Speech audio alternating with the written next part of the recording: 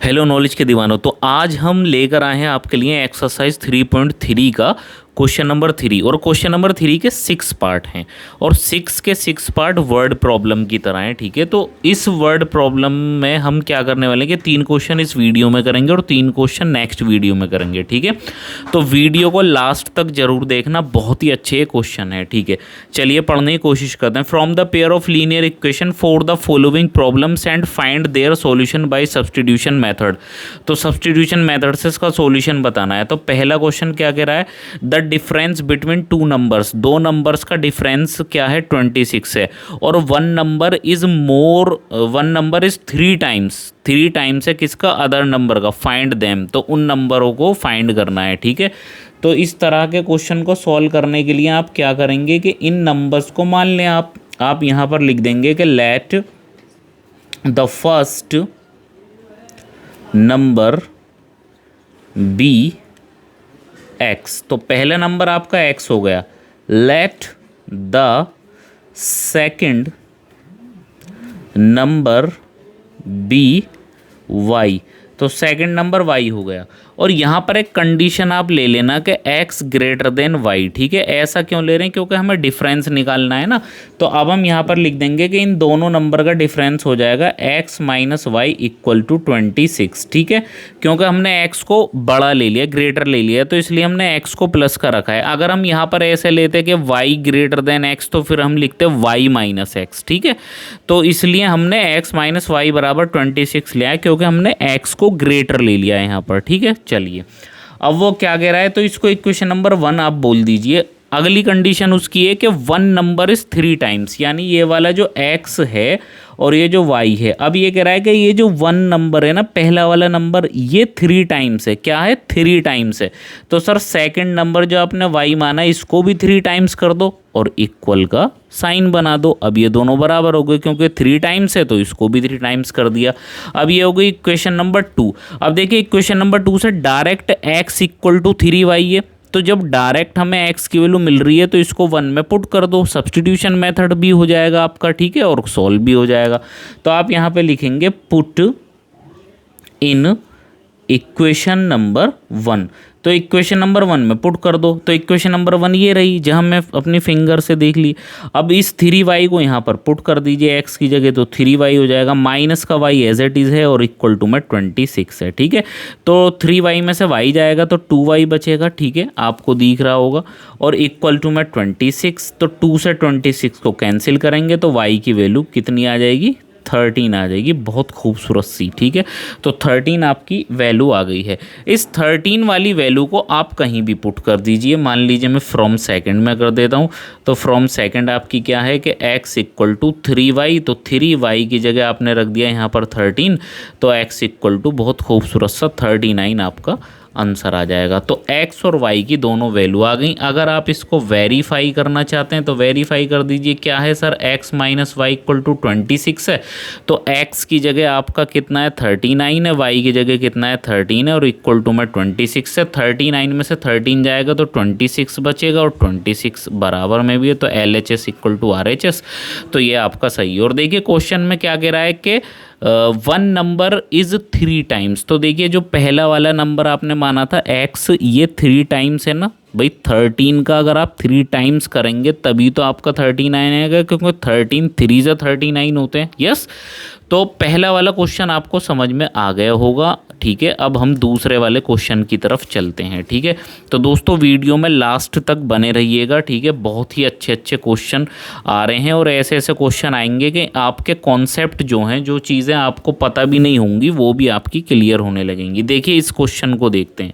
इस क्वेश्चन में एक और कॉन्सेप्ट आप सीखेंगे। The larger of 2 supplementary angles exceed the smaller by 18 degrees, find them. तो आपको वो फाइंड करने हैं। तो देखिए एंगल्स की बात कर रहा है। सप्लीमेंट्री एंगल्स क्या होते हैं, सप्लीमेंट्री एंगल्स वो होते हैं जिनका सम 180 डिग्री होता है, और कॉम्प्लीमेंट्री एंगल्स वो होते हैं जिनका सम 90 डिग्री का होता है। ठीक है, तो आपको ये चीज़ भी ध्यान रहेगी। अब तो इसका सॉल्यूशन करते हैं सर, कि एंगल हमसे फाइंड करा रहा है, फाइंड देम। तो हमने मान लिया यहाँ पर कि let the first angle, let the first angle be X, ठीक है।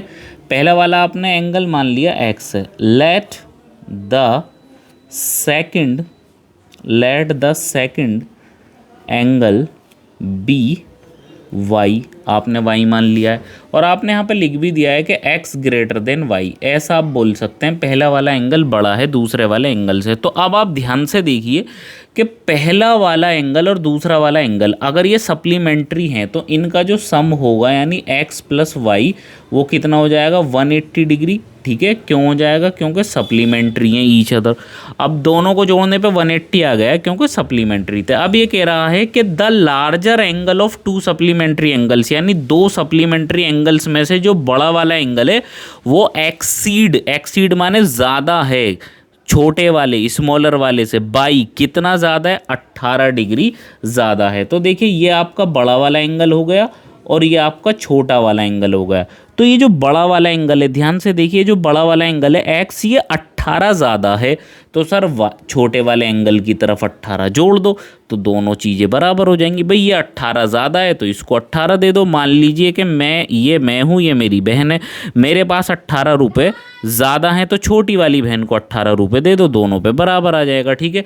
तो इक्वेशन नंबर 2 हो गई। अब देखिए डायरेक्ट एक्स की वैल्यू आ गई तो इसको पुट कर देंगे किसमें 1 में, ठीक है। तो पुट इन इक्वेशन 1, तो इक्वेशन 1 कितनी है एक्स प्लस वाई, तो एक्स की जगह आपने रखा वाई प्लस 18 डिग्री और वाई आपके पास में पहले से ही है सर ये रहा और इक्वल टू में 180 डिग्री, ठीक है।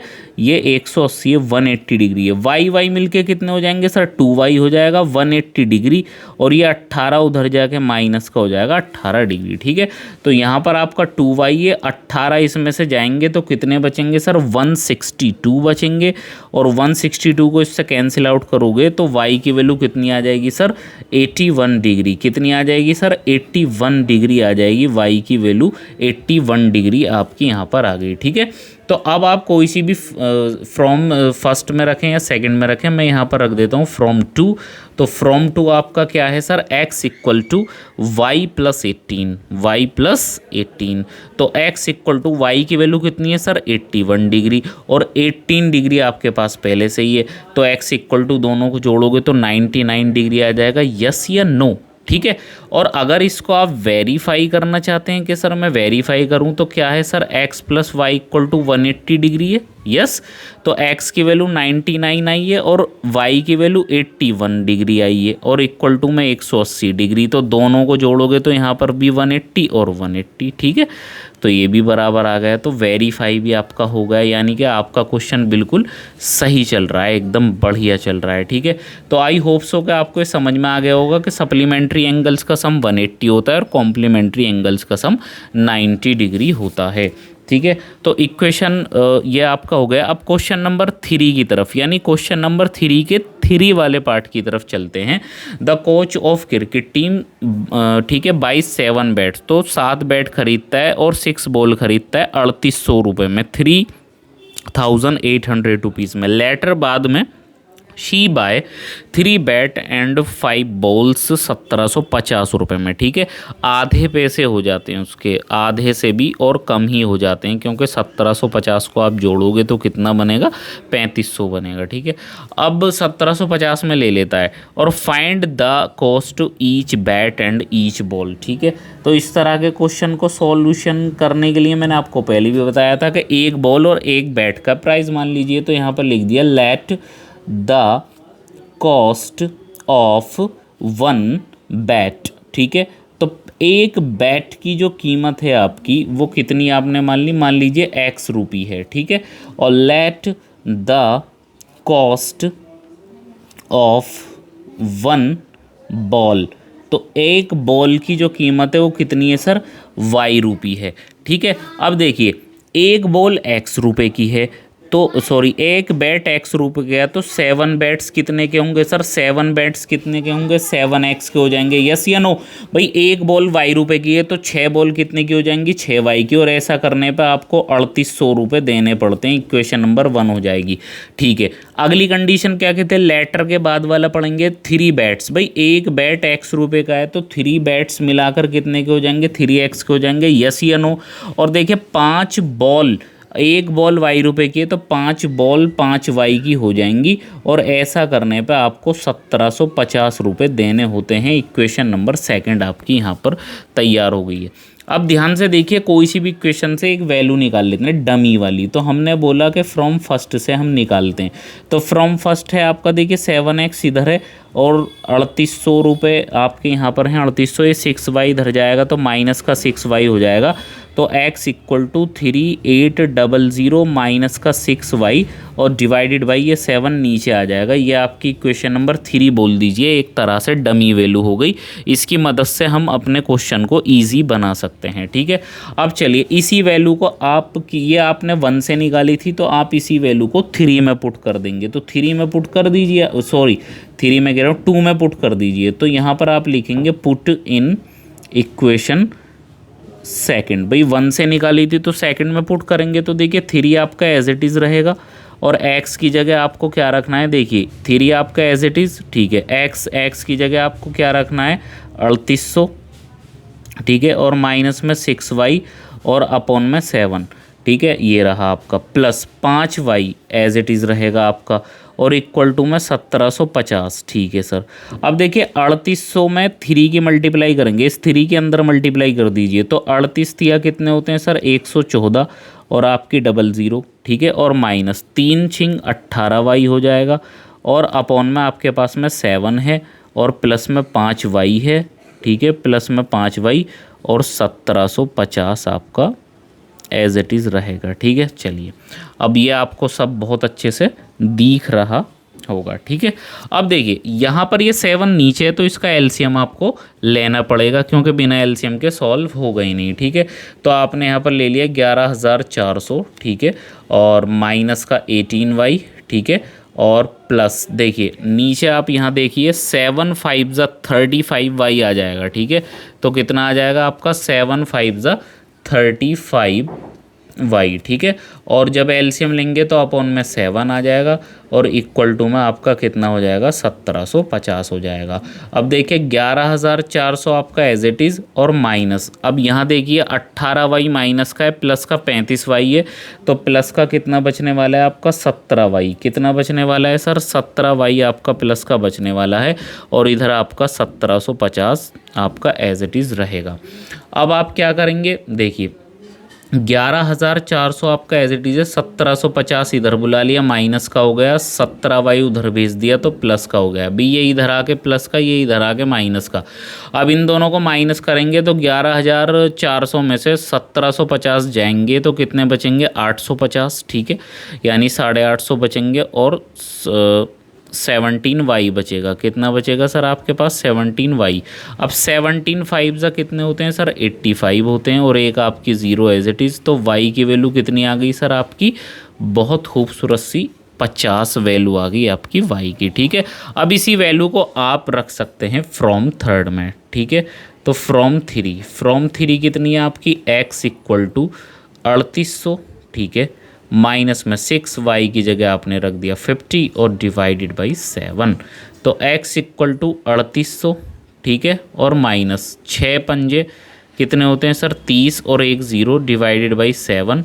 अब आप यहाँ पर ध्यान से देखिए x इक्वल टू 3800 में से 300 जाएंगे तो कितने बचेंगे सर आपके 3500 बचेंगे, और डिवाइडेड बाई 7, ठीक है, और यहाँ आप डिवाइड लगाएंगे तो 7 पंजे 35, तो x की वैल्यू कितनी आ जाएगी 500 आ जाएगी, ठीक है। दोस्तों एक होमवर्क मैं आपको दे रहा हूँ, छोटा सा एक होमवर्क दे रहा हूँ।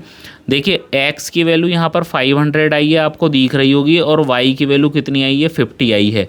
इन दोनों वैल्यू को 500 और 50 को आप इक्वेशन नंबर 1 में रख के चेक करेंगे, वेरीफाई करके, ठीक है, कि 3800 आपका इधर भी 3800 आएगा और इधर भी 3800 आपका है, ठीक है। तो ये आपका होमवर्क है, आप इसको वेरीफाई करके बताएंगे और मुझे कमेंट बॉक्स में इसका आंसर बताएंगे कि वेरीफाई हुआ या नहीं हुआ, ठीक है। तो ये क्वेश्चन बहुत अच्छे से आपको दिख रहा होगा, आप इसको बहुत अच्छे से समझ सकते हैं, मैंने एक्सप्लेन किया है, और वीडियो को पॉज करके आप इसके नोट्स भी बना सकते हैं, स्क्रीनशॉट ले सकते हैं।